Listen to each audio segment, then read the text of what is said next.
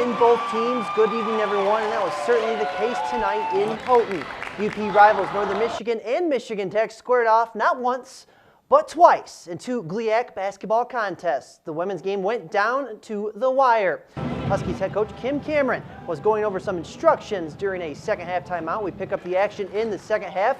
Tech had a 43-41 lead. Allison Matkovich hits the triple from the far side to put the Cats up by 1. A little later, Matkovich dishing the rock this time to a wide open Annie Rubin dunks for 2. NMU, though, still down a point. Back the other way for Tech, Carrie Gardner dumps it down low to Danielle Blake for the hoop. And the harm, part of 21 points in the game for Blake.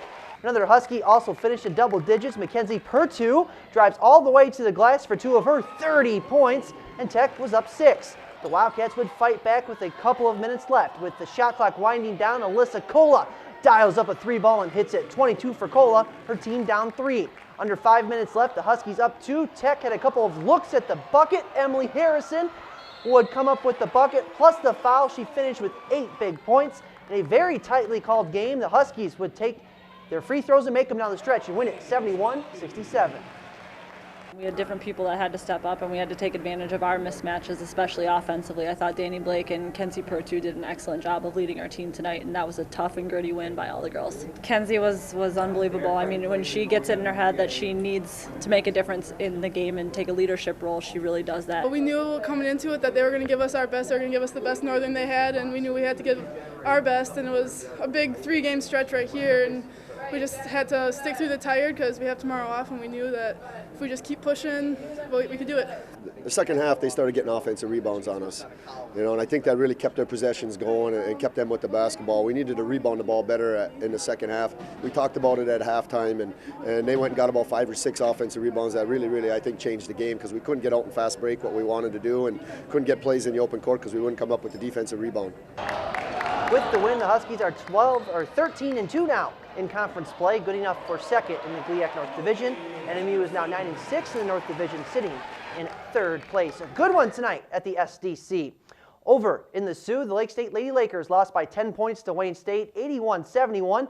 Westwood alum Megan Manninen scored 9 points and had 5 assists in the loss to the Warriors. Back to the highlights. The men's game in Houghton between the two rivals was just as entertaining as the women's game was.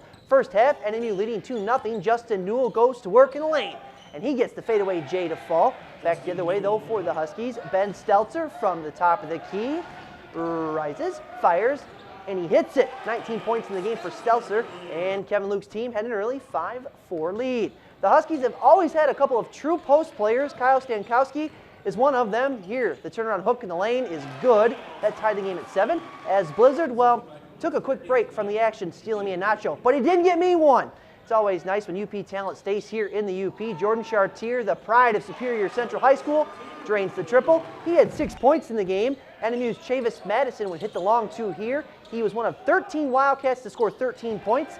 Tech led by 3 at the half, and the Huskies would pull away in the second half for the double-digit victory over Northern, giving Tech the clean sweep over its UP rival. Lake State men's basketball team had 4 starters score in double figures. Derek Billings led the way with 24 points as the Lakers won 84-73 over Wayne State to remain in first place by a game over Michigan Tech in the GLIAC North Division standings. Switching gears a bit, 2 of the top girls basketball teams in the UP, Marquette and Houghton, played a tight ball game. The Gremlins just flat out dominated the opening quarter. Morgan Colling with the hoop inside, put Houghton up 13-2. Back the other way for Marquette. Hunter Vitola, no. The Rodettes with the rebound. Kirsten Iwanski, yes, with the hoop and the harm. Let's go to the second quarter. Marquette on the move. Maddie Condon hits Shayla Hubner in stride for 2. Marquette was down just 6. Houghton goes right back up 8 here. Elisa Jermu, hard to stop her. The Biscuit all the way to the basket for 2 of her 13 in the ball game. Marquette's deep roster came into play in this one. Maddie Condon not passing here, she's scoring. In the end, Marquette would squeak past Houghton by 6 points to stay undefeated. In other girls hoops action, quite a few scores to report. Ishpeming defeated Iron Mountain 50-24. Gwynn's Ellie Olson scored 17 as the Molotowners held off Manistique for the W. Lance went to West Iron County and won by 20 points over the Wycons. Hancock, 9 better than Dollar Bay tonight, 52-43.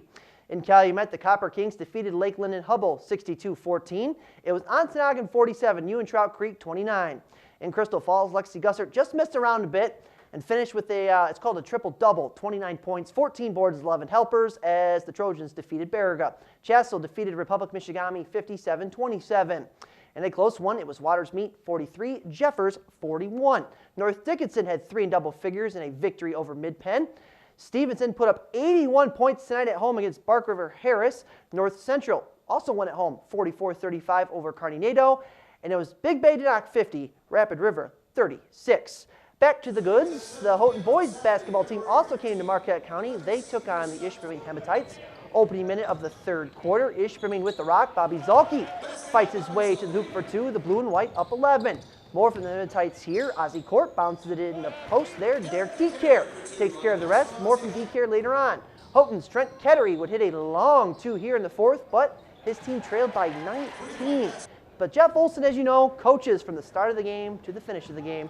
And coach, well, wouldn't like the turnover here. Sean Hayslip would score underneath for 2. But back to the Hematites. Bobby Zalke had 16 points. Derek Decare led all scorers with his number. 33 points for number 33, as the Hematites would win it by 15 tonight over the Gremlins. In other boys hoops, Marinette defeated rival Menominee by 5, 44-39. Calumet, your winner, 61-28 over Ontonagon. Paul Tarola with 20 for the Copper Kings. In other rivalry games, Kingsford, 10 better than Norway. Dan Harrington scored 20 for the Flivers. And Lance defeated Baraga, 60-36. In high school hockey, Hancock shut out Negaunee at the Houghton County Arena tonight, 4-0.